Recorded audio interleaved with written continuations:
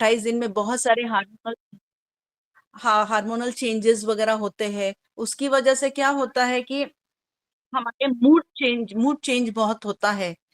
पर हम कभी कभी लगता है कि हमको लगता है कि नहीं, वो हमारे माहवारी की वजह से हमारा मूड स्विंग हो रहा है या मूड चेंज हो रहा है। तो हमने अपने आप शरीर में क्या क्या हलचल हो रही है इसके बारे में जानिब होना जरूरी है, और ये जानना है कि हमारे चेंजेस क्या क्या हो रहे हैं बॉडी में। तो ये है अर्ली सिम्टम्स, जो एक लगता है एक हिंट। Okay, next please. अभी जैसे यहाँ पे इंग्लिश में लिखा है कि ये टेक्निकल टर्म है, जब थायराइड के साथ होता है हाइपर थायरॉयडिज्म, फिर बोलते हैं हाइपो, हाइपर मतलब ज्यादा, ये थायराइड हार्मोन का ज्यादा, हाइपर, हाइपर मतलब ज्यादा प्रोडक्शन होना, हाइपो मतलब कम, उस चीज का प्रोडक्शन होना हार्मोन का है। थायरोइडिटिस मतलब स्वेलिंग, सूज आनी अपने थायराइड ग्लैंड में। थायराइड नोड्यूल्स होते हैं, एक अबनॉर्मल ग्रोथ होता है, कैंसरस ग्रोथ जिसको बोलते हैं, थायराइड ग्लैंड में होता है। गॉइटर मतलब होता है ये यहाँ पे ये सा ये बड़ा हो जाता है यहाँ पे, क्यों होता है, क्या होता है, और थायराइड कैंसर होता है, cancerous growth in thyroid gland. ये एक टेक्निकल टर्म्स होते हैं थायराइड से रिलेटेड जो होता है। Okay, next. तो जहां पे लो थायराइड होता है, तो जैसे मैंने बोला लो थायराइड प्रोडक्शन होता है तो उसको बोलते हैं हाइपो, और ज्यादा हाइपर। अपन बोलते हैं ना इतने हाइप गुस्सा आता है तो अपन बोलते हैं ना हाइपर क्यों हो रहे हैं, ज्यादा। ओके, तो ऐसे याद रख सकते हैं, हाइपर मतलब ज्यादा, हाइपो मतलब कम। अभी मेन सिम्टम्स थायराइड में जो विमेन में हाइपोथायराइडिज्म में है, ये सब सिम्टम्स है। ये थोड़ा सा हमको ध्यान देना पड़ेगा कि जैसे हाइपोथायराइडिज्म में वेट गेन होता है, थकवा लगता है, हेयर फॉल होता है, स्किन बहुत ज्यादा ड्राई फील होती है, बहुत ऐसे ठंडी लगती है, थोड़े से उसमें ठंडी ज्यादा लगती है, कॉन्स्टिपेशन होता है, ऐसे चेहरा फूला फूला फफी फेस बोलते हैं, हॉर्नेस होता है, ब्लड कोलेस्ट्रॉल लेवल बढ़ जाता है, थोड़ा सा ऐसा लगता है कि हम भूल रहे हैं कोई चीजें, मूड अच्छा नहीं लगता है, किसी से बात करने का मन नहीं, ऐसे अकेले मसल में वीकनेस आता है, ऐसे लगता है कि हमें कुछ काम ही नहीं करो, बस हमको ऐसा लगता है कि जॉइंट्स में पेन होता है, हमको ऐसा लगता है कि हम सो जाएं, आराम करें, बहुत लेथार्जी होता है, बहुत लेजी वो फीलिंग आती है। ये सब रीजन क्यों होता है ये हम आगे मैं आपको समझाऊंगी शॉर्ट में, पर ये सब सिम्टम्स है उसके। ये आपको नॉर्मल कभी भी गूगल में भी सर्च करेंगे तो नॉर्मल सिम्टम्स है, वहीं से मैंने नोट करके जस्ट एक आइडिया दिया है कि अगर ये सब चीजें हो रही है तो बहुत नेचुरल है, वो डिजीज का अपना एक साइड इफेक्ट है, और एक्सेप्ट करके बस अब हमें रास्ता निकालना है, हमको वो चीजों को एक ये प्रोसेस है और इसमें से हमें बाहर आना है। नेक्स्ट। और जैसे बोले कि जिसमें एक्टिव थायराइड होता है तो इसको बोलते हैं हाइपर, HYPE, हाइपर थायरॉयडिज्म है, इसके सिम्टम्स देखेंगे हम। नेक्स्ट। आपको स्लाइड लगता है रिपीट लग रहा है, बट ये बात को आपको समझाने के लिए इसलिए एक एक दो स्लाइड को वैसे रिपीट किया गया है। अब इसमें क्या होता है, ठीक उसका उल्टा होगा, restlessness, weight loss, increase appetite, ऐसे भूख लग रही, खा रहे बट वेट लॉस हो रहा है, हमारा जो बॉवल मूवमेंट कंट्रोल में नहीं रहता है, हमारा हार्ट रेट बढ़ जाता है, हमें एंजाइटी होती है, ऐसे थोड़ा सा ऐसे कप कपाट होती है, यहाँ पे भी हेयर लॉस है, सोने में दिक्कत आती है, इचिंग होता है ना। नेक्स्ट। ओके।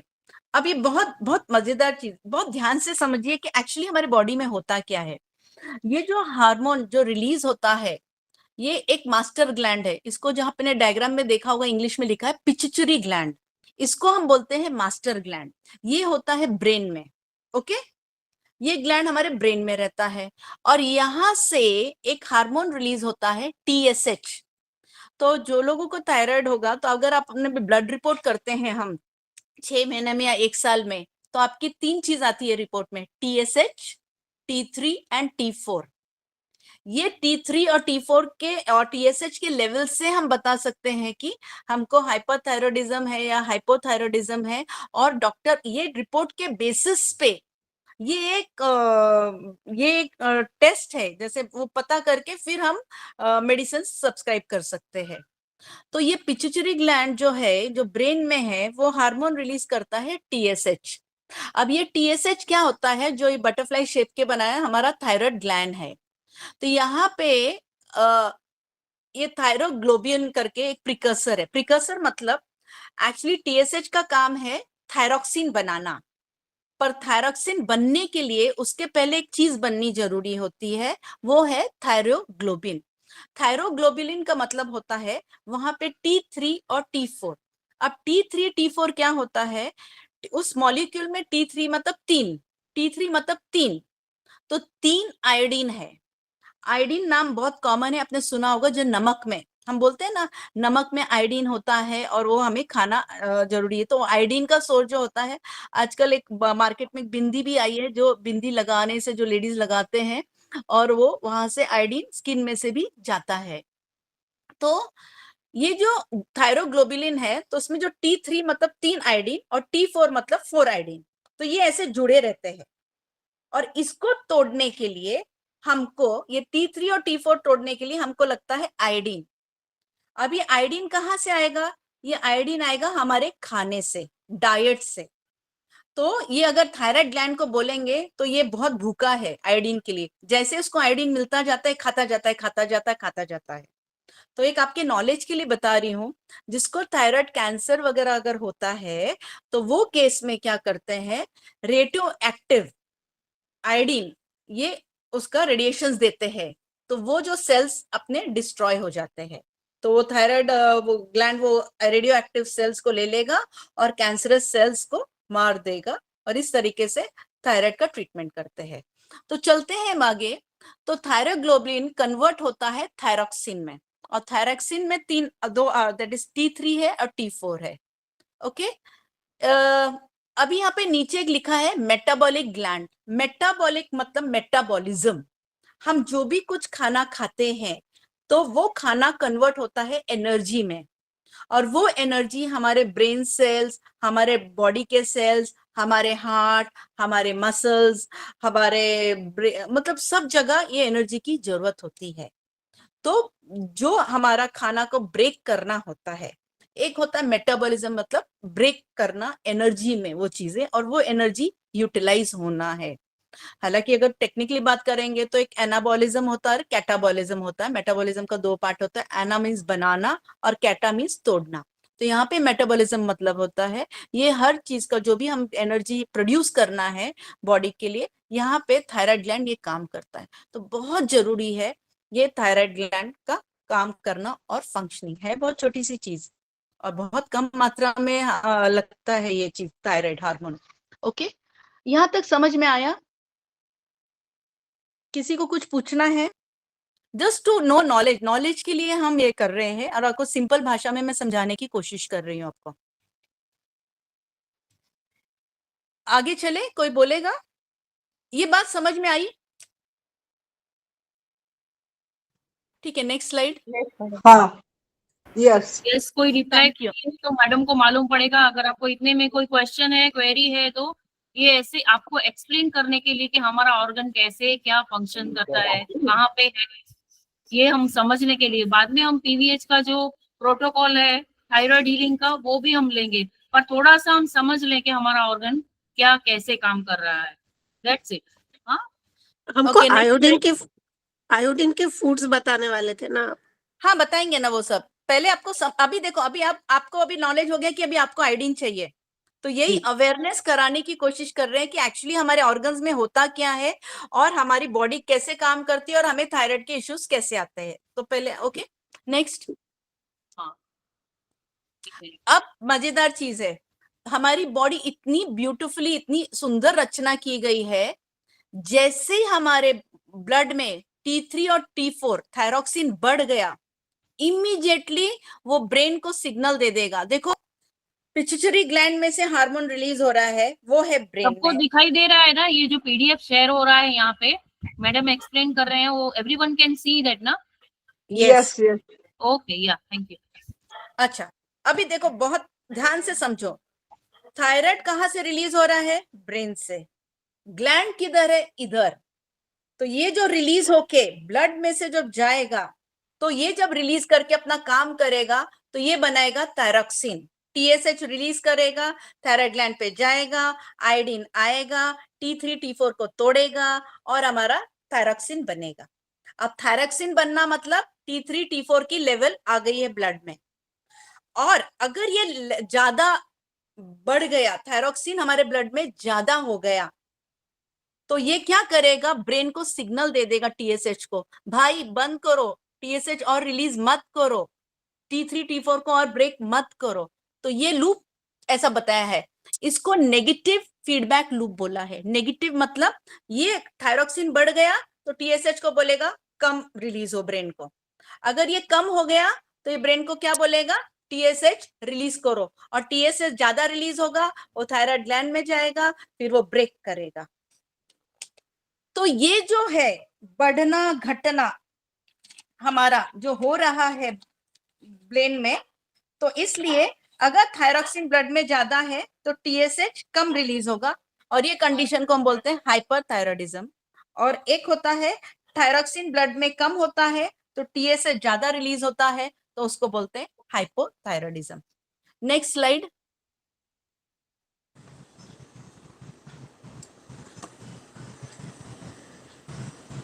हाँ, ये डायग्राम ये शॉर्ट में मैं बताऊंगी, नथिंग, बिकॉज आपको मोर हीलिंग में इंटरेस्टेड है। हाइपरथायरॉयडिज्म और हाइपोथायरॉयडिज्म के तो सिम्टम्स तो हम बता ही दिए हैं पहले। अब क्या होता है, थायरॉक्सिन क्या काम करता है, थायरॉक्सिन हमारे लिए क्यों जरूरी है। एक तो पहले इंक्रीज एटीपी, एडिनिन ट्राइफॉस्फेट, ये एनर्जी का काम करता है।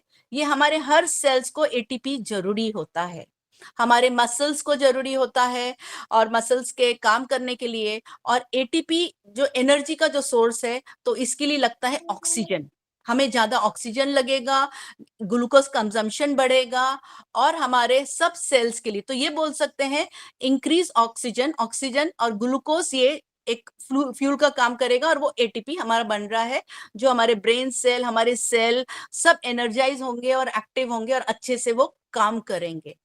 अब दूसरा केस क्या करता है, वो हार्ट पे थायरॉक्सिन क्या करता है, हमारा हार्ट रेट बढ़ाता है, हमारा बीपी भी बढ़ाता है, बिकॉज ऑक्सीजन प्रोड्यूस हो रहा है, सेल एनर्जाइज हो गए हैं, वो काम कर रहा है ज्यादा। बोन में तीसरा डायग्राम एक हड्डी जैसा बना है, बोन में आरबीसी बढ़ जाएगा, बोन मैरो में रेड ब्लड सेल बढ़ेगा, रेड ब्लड सेल बढ़ेगा तो मतलब ऑक्सीजन की कैरिंग कैपेसिटी बॉडी की बढ़ जाएगी। ऑक्सीजन जो ज्यादा बना है अपने बॉडी में, वो कहाँ यूज हो जाएगा, एटीपी बनाने के लिए। ऑक्सीजन मतलब देखो ये सब एक दूसरे से इंटरलिंक और जुड़े हुए हैं, और इसी तरह से फिर हमारा ब्रेन में भी वो जाएगा, ब्रेन के सेल एनर्जाइज होंगे तो क्या हो जाएगा, उससे हम एक्टिव रहेंगे, हमें हमारी क्लैरिटी रहेगा, डिसीजन मेकिंग प्रॉपर रहेगा, कोई हेजिटेशन नहीं होगा। तो ये क्लैरिटी ऑफ थॉट के लिए ब्रेन काम करेगा, इसलिए थायरॉक्सिन बहुत बहुत इंपॉर्टेंट है। और अगर ये पूरा ये जो T3 T4 प्रॉपरली नहीं बढ़ गया, घट गया, और टीएसएच का, तो कभी कभी हमारे ब्रेन में T3 मतलब हमारी बॉडी में देखा जाए तो T3 T4 बराबर है, पर टीएसएच प्रॉपर रिलीज नहीं हो पा रहा है, या कहीं को तो T3 का लेवल है या T4 है। सो ब्लड रिपोर्ट के हिसाब से फिर हम उसके हिसाब से हम दवा प्रिस्क्राइब करते हैं। ठीक है, नेक्स्ट। इसी तरह से यहाँ पे बोला है हाइपोथायरॉयडिज्म, एक ऑटो उसका एक हॉशोमिटो, और हाइपरथायरॉयडिज्म में grave disease, auto immune disorder ये डिजीज है जो टेक्निकली है। और हाइपोथायरॉयडिज्म में foggy thinking, depress, low energy, और हाइपर में क्या होता है, गुस्सा, चिड़चिड़ापन, ये सब भी आता है। इसलिए जिनको थायराइड का थोड़ा इश्यूज है, थोड़ा सा हमको उनके नेचर को संभाल के लेना पड़ेगा, उनके चिड़चिड़ेपन को समझना पड़ेगा, फैमिली मेंबर्स को। वो बहुत लेथार्जिक फील कर रहे हैं, लो फील करते हैं, वो जल्दी एक्सप्रेस नहीं करेंगे, सोते रहेंगे दिन भर, आपको लगेगा अरे कितने धीरे धीरे काम कर रहे हैं, कितने स्लो है। तो थोड़ा सा उनको संभाल के चलो, क्योंकि उनके हाथ में कुछ भी नहीं है, क्योंकि उनका पूरा कंट्रोल थायराइड हार्मोन कर रहा है, और उनका शरीर वो पूरे हार्मोन के कंट्रोल में है। इसलिए बॉडी जैसा चलना चाहिए, काम करना चाहिए, वो उनके बस में नहीं होता है। नेक्स्ट। तो इसका यहाँ पे डिटेल दिया हुआ है। नेक्स्ट चलिए।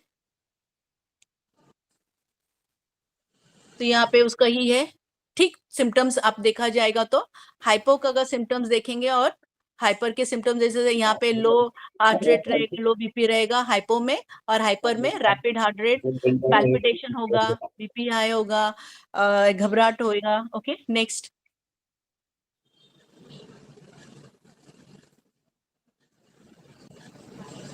यस प्रीति मैडम, ये एक्सप्लेन करने का हो जाएगा, उसके बाद में क्वेश्चन आंसर। नहीं, मुझे एक छोटा सा इसके रिलेटेड ही था, क्योंकि जैसे हम लोग हील करते हैं, आपने वो थायराइड ग्लैंड के बारे में बताया, तो वो पैराथायराइड भी सेम फंक्शन है कि वो कुछ अलग चीज है? क्योंकि हम लोग They are जैसे the related glands only which are functioning the things, you know, they are all related, interrelated with the glands also, thyroid and parathyroid glands. Okay, हाँ, they तो are दोनों working. मतलब So एक basically साथ, our intention is TSH को control करना है और T3 T4 के लेवल्स को ब्लड में मैच करना है। ओके, तो दोनों का सेम ही फंक्शन है। ठीक है, thank you. Okay, I think so ये टेक्निकली हो गया। बीना दीदी अपन अभी प्रोटोकॉल के बारे में बता सकते हैं उनको। Yes healing. यस। और एक डाउट था।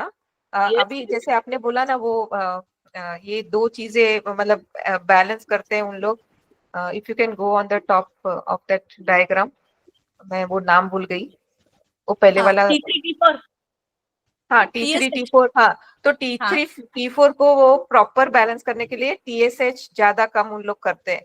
तो अगर ब्लड रिपोर्ट में मैं ऐसे ही सोचती थी कि T3 T4 बराबर है, तो फिर बराबर है ना, body is taking care, like पर TSH कैसा कम होता है ज्यादा। वो बराबर होने के लिए भी ना, कभी कभी क्या होता है कि आयोडीन इनटेक डाइट में कम है या ज्यादा हो रहा है, कभी कभी वो डाइट ज्यादा ले और टीएसएच उतने अमाउंट में रिलीज नहीं हो रहा है जितने अमाउंट में टीएसएच रिलीज होना चाहिए और उसको ब्रेक करना चाहिए।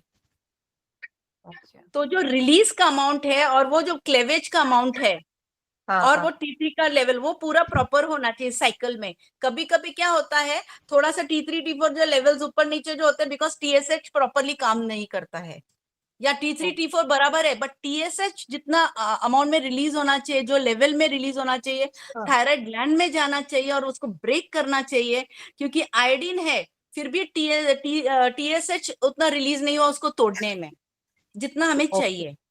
ओके, या तो मैडम ज्यादा आयोडीन इज आल्सो ए मेरे घर में प्रॉब्लम। केस है, माय डॉटर इन लॉ का है T3 T4 बराबर है, पर TSH जितने जो लेवल में रिलीज होना चाहिए TSH वो लेवल में रिलीज नहीं हो रहा है इसका TSH। Okay, Got one it? More thing, see, ज्यादा iodine is also a problem. हाँ, अब बेसिकली क्या हो रहा है आयोडीन का जो काम करना है वो जो थायरोग्लोबिन जो है थायराइड ग्लैंड में उसको तोड़ना है, थायरोक्सिन बनाना है। ओके, बट अगर वो सक्षम नहीं है, टीएसएच उतना रिलीज होने हो रहा है और थायरोग्लोबिन नहीं बन रहा है और वो थायरोक्सिन में कन्वर्ट नहीं हो रहा तो क्या हो जाएगा, आयोडीन हमारे ग्लैंड में जाता जाएगा और धीरे धीरे जितने मात्रा में आयोडीन चाहिए और वो नहीं मतलब आपने बोला ना ज्यादा आयोडीन का क्या होगा, मतलब थायराइड ग्लैंड उसको कन्वर्ट नहीं कर रहा है, मतलब iodine is not being utilised for breaking T3 T4। इसका मतलब क्या हो गया, आयोडीन कहाँ जमा हो जाएगा, आपके ग्लैंड में।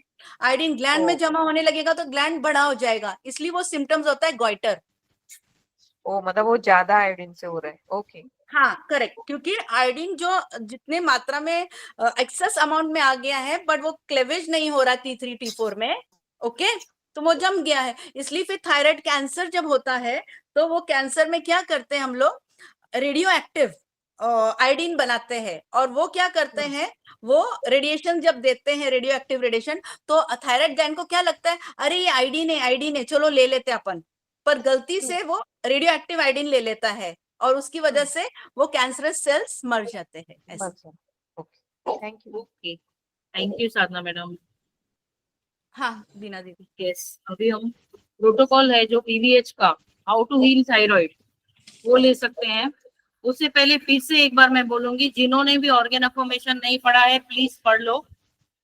हाँ, विथ फॉरगिवनेस है जो ऑर्गन अफर्मेशन वो आप पढ़ लो, या फिर हम यहाँ से बोल रहे हैं आप दोहरा लो।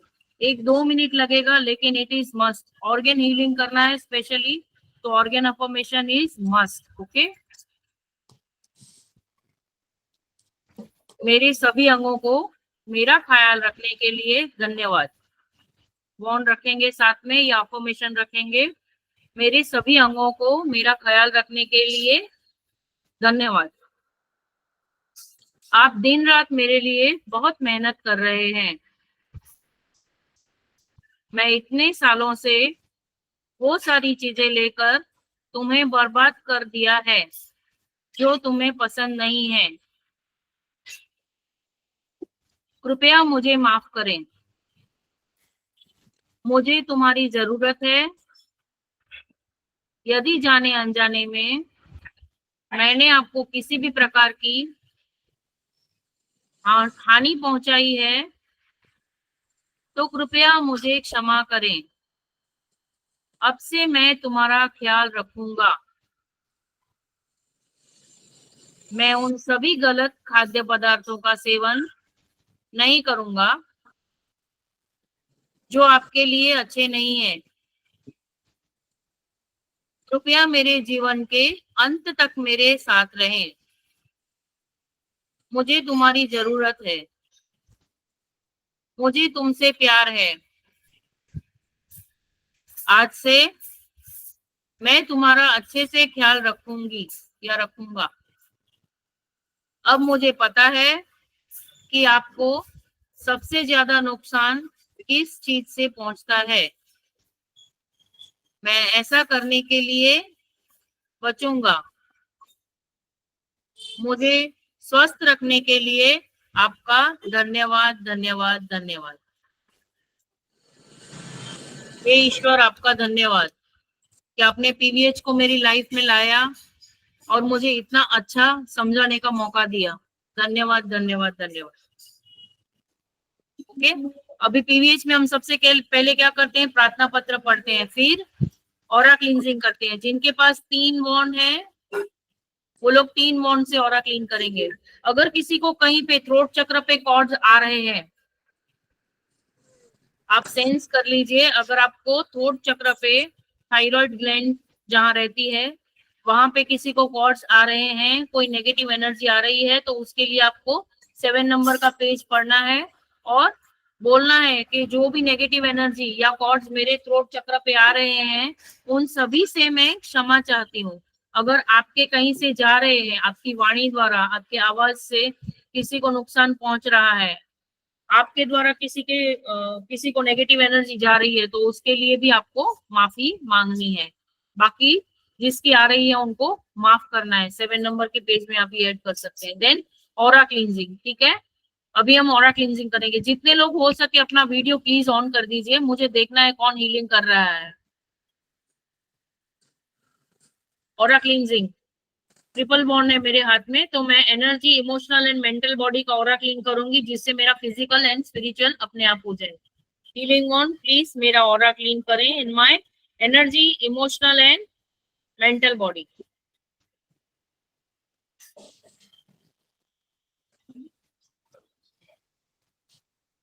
जिनके पास सिंगल बॉन्ड है वो पांचों को करेंगे ऑरा क्लीन। हाँ, physical body, energy body, emotional body and mental body के ऑरा क्लीन करेंगे। ऊपर से नीचे, नीचे से ऊपर, ऊपर से नीचे, नीचे से ऊपर, ऊपर से नीचे बोलते जाना है हमको। Energy body, emotional body, mental body, spiritual body. Then Ida Pingala, हाँ, nadi balancing, Ida Pingala nadi balancing for energy, emotional and mental body मैं बोल रही हूँ। आपका सिंगल बॉन्ड है तो फिजिकल बॉडी का करो। Pingala nadi, Ida nadi, Ajna and Sushumna.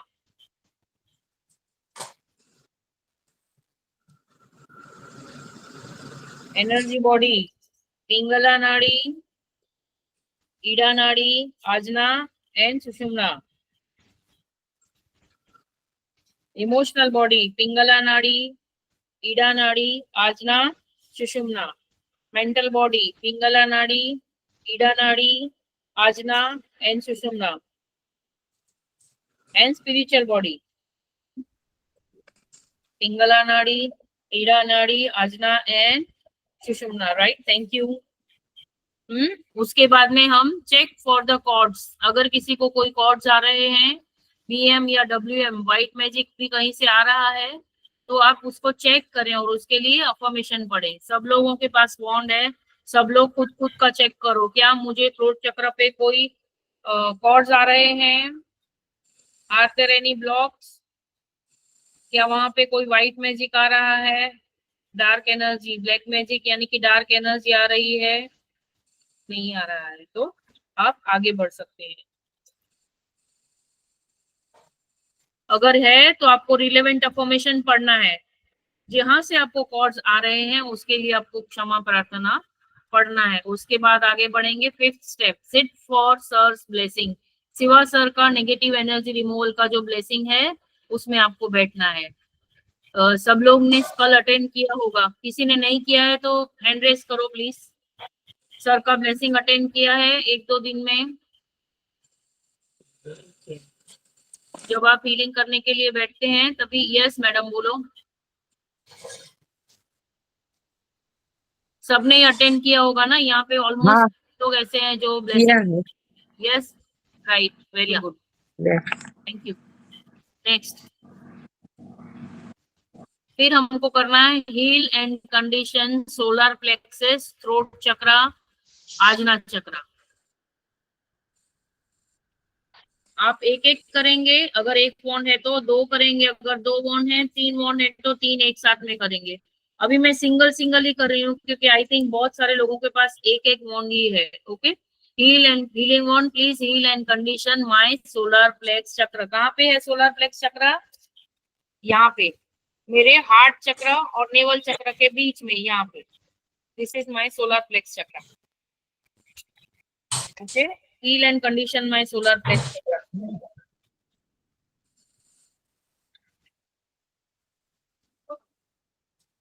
Then throat chakra.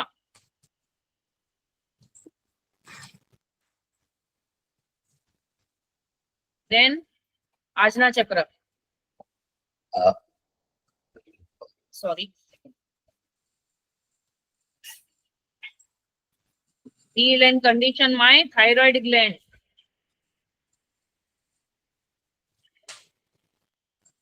Heal and condition my hypothalamus. Then pituitary gland.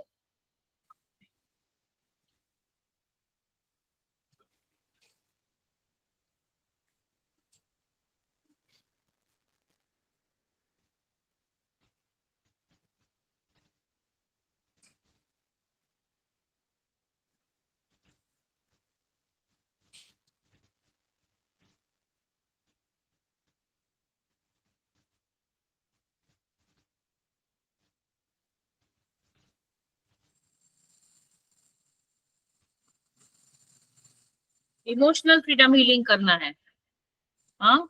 और उसके बाद में change your diet. Okay,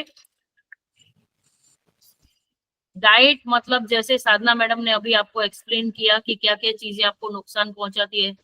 yes madam, again you can guide for the diet. Sadhana madam. हाँ ma'am, yes, अभी diet में आप ही अभी इनसे ही डाइट पूछते के ना, लिए ये लोग जो कर रहे हैं। Let us have some feedback हाँ, फ्रॉम द पीपल ना, उनका भी देखते हैं। चलो आप ही बताइए हमें क्या खाना चाहिए क्या नहीं खाना चाहिए। चलो कौन बताएगा? हैंड रेस करो तो हम माइक ऑन करने को बोलेंगे। कोई एक व्यक्ति जिसको थायराइड का प्रॉब्लम है और उनको थोड़ा सा गाइडेंस। डिस्कशन हो जाएगा, डिस्कशन जैसे में हमको भी नॉलेज मिलेगा और आपको भी, ऐसे late us have discussion. Yes, soya product नहीं खाना चाहिए, क्या सोया के प्रोडक्ट नहीं खाना और क्या चाहिए नहीं जिनके खाना चाहिए थायराइड है। मैडम? सोया के अलावा सोया नहीं खाना चाहिए, बराबर है, वेरी ट्रू, बराबर है, सोया नहीं खाना चाहिए। और पालक, कैबेज कैबेज नहीं कौन से खाना चाहिए। वेजिटेबल्स अवॉइड करने चाहिए मैडम? कौन से वेजिटेबल्स अवॉइड करने चाहिए? Very good. पालक, कैबेज, या कैबेज नहीं खाना। कैबेज, पालक, यस, यस। और कॉलीफ्लावर एंड फ्लावर, या राइट, बराबर है। और और क्या अवॉइड करना चाहिए खाने में?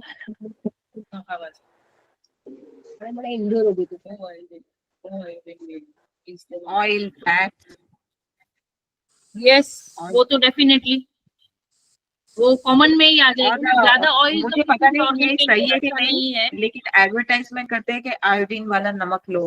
हाँ। तो I don't know whether it is effective, but ऐसे बोल एडवर्टाइजमेंट करते हैं कि सॉल्ट में आयोडीन वाली चीजें लो या सॉल्ट आयोडाइज सॉल्ट।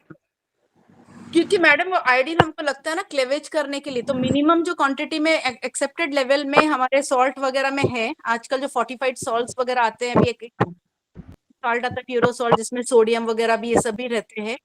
कैसा होता है कुछ जगह पे सी फूड वगैरह जो होते हैं वो लोगों को नहीं मिलता ना, एक गांव वगैरह में जो लोग नहीं खाते वैसा नमक वगैरह, तो इसलिए वे आयोडीन वाला नमक वहां पे बोलते हैं। जैसा बहुत इंटीरियर प्लेसेस में वगैरह जो बोलते हैं ना। हाँ, एक चीज और बोलना है, विमेन्स में ज्यादा ये इशू है थायराइड के कंपेयर टू मेल, बिकॉज एक टेस्टोस्टेरोन हार्मोन जो मेल में होता है, आदमी में होता है, वो उसमें प्रेजेंट होता है, तो वो मेटाबॉलिज्म में काम में करता है। पर विमेन में वो हार्मोन नहीं होने की वजह से womens are more prone for thyroid. इसलिए आयोडीन एक पर्टिकुलर मात्रा में नमक के थ्रू हमारे सोर्स है, मतलब अभी इसलिए गवर्नमेंट ने उसको वो किया हुआ है, नमक में आयोडीन डाल के, वो आयोडीन वाला नमक। बट अगेन मैं बोल रही हूँ कि अगर आयोडीन ज्यादा खाया तो जैसे ग्वाइटर के केस में फिर आपको आयोडीन वाला नमक नहीं लेना पड़ेगा ना। और मैडम साइंटिफिक रीजन क्या है कि कैबेज मत खाओ? लाइक ये मैंने बहुत लोगों को सुना है जिसको थायराइड है कि उन लोग कैबेज और कॉलीफ्लावर ऐसे सब नहीं खाते, पालक सब। तो मतलब क्या होता है, मतलब what is the technical reason biology के हिसाब से?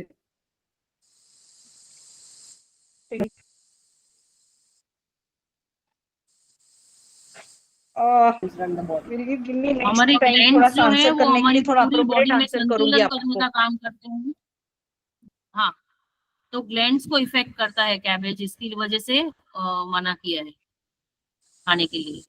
ओके, अच्छा, या क्योंकि कैबेज में विटामिन ए या ऐसा कुछ होता है, फॉलिक एसिड या ऐसा होता है, क्योंकि मेरे को प्रेगनेंसी में बोला था लाइक कैबेज और ऐसा खाओ, तो इसलिए मैं पूछ रही थी क्योंकि वो उन लोगों को प्रेगनेंसी में जब भी नहीं आपको मिलेगा बोला या तो होगा दूसरे ना, तभी सोर्सेज से आपको मिलेगा। थायराइड का प्रॉब्लम नहीं होगा मैडम।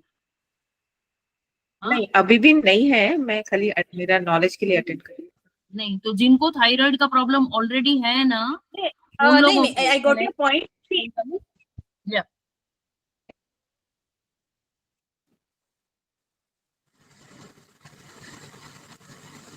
और एक थोड़ा नॉलेज के लिए बताती हूँ आपको, ये थ्रू माय फ्रेंड्स के एक्सपीरियंस से है।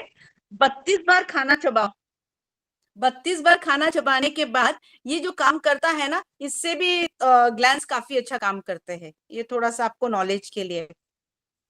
32 टाइम्स च्यू करना है, काउंटर सामने रखना पड़ेगा, एक वॉच आता है, आपने जैसा एक बोलस खाया 32 टाइम च्यू करोगे तो यू जस्ट सी आपका बहुत फर्क पड़ेगा। 32 टाइम्स, हर निवाला 32 टाइम्स। डिफिकल्ट है हूँ। बट रिजल्ट बहुत अच्छे हैं। Okay ma'am, thank you. Those are having thyroid.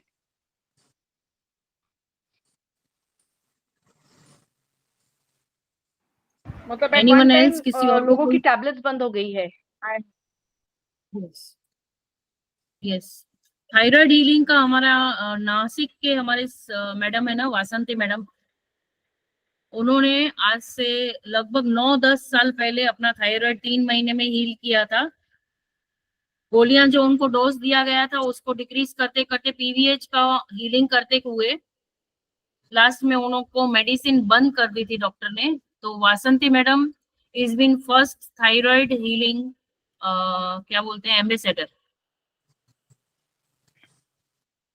या तो अगर किसी को है तो आप डेफिनेटली वासंती मैडम को कांटेक्ट कर सकते हैं। बाकी प्रोटोकॉल तो इन्होंने भी यही ऑलमोस्ट यही प्रोटोकॉल उन्होंने भी यूज किया था पीवीएच का।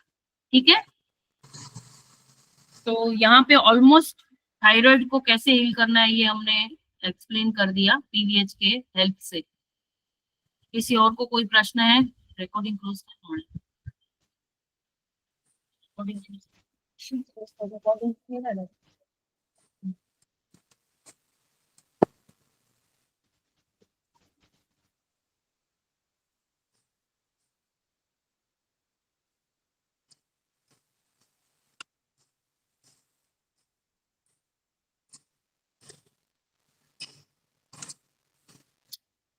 नहीं, very good, thank you very much Sadhana madam, बहुत अच्छे से आपने एक्सप्लेन किया, इसके लिए आपका बहुत बहुत धन्यवाद। नहीं, नेक्स्ट टाइम और कोशिश करूंगी, थोड़ा सा और इन्फॉर्मेटिव बनाऊंगी। चलेगा। थैंक यू नहीं, मैम, पर थैंक यू बहुत दीदी। अच्छे से आपने एक्सप्लेन किया, वेरी गुड, वेरी गुड, एकदम डिटेल में जानने को मिला। अरे रिकॉर्डिंग हुई, थैंक यू दीदी, थैंक यू। Thank you. कल तक खेती चलो, Thank किसी you. और को और क्वेश्चन अबाउट थायराइड और anything else? Doubt clearing 10 minute ले लेते हैं, 15 मिनट टाइम है हमारे पास। सब लोग अपना हीलिंग करते हैं एवरीडे? यहाँ पे जो लोग मौजूद हैं वो? Yes yes. Very good.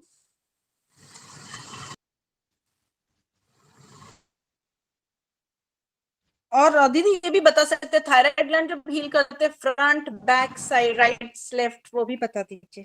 चारों तरफ से हील कर सकते हैं Yes, ग्लैंड को। आप थ्रोट चक्र, माइनर थ्रोट चक्र, चक्रास हील करते हैं तभी थ्रोट चक्र, माइनर थ्रोट चक्र और थ्रोट चक्र के आसपास जो 4 चक्रास हैं उनको हील कर सकते हैं।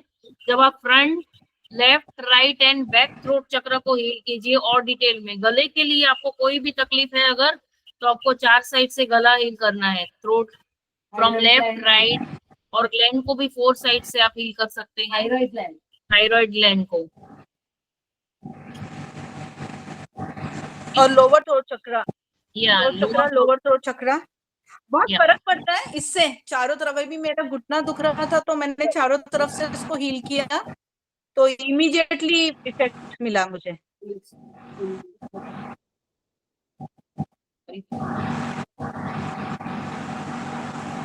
क्योंकि हमारा थायराइड ग्लैंड जो है वो नेक में लोकेटेड है ना, प्रोड्यूसिंग हॉर्मोन्स दैट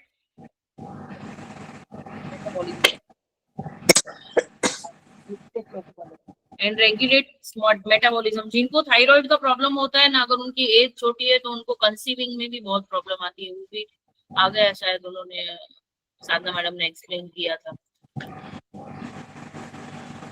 हाँ, मेटाबॉलिज्म में भी यार बाकी बहुत सारे इश्यूज आते हैं उनको।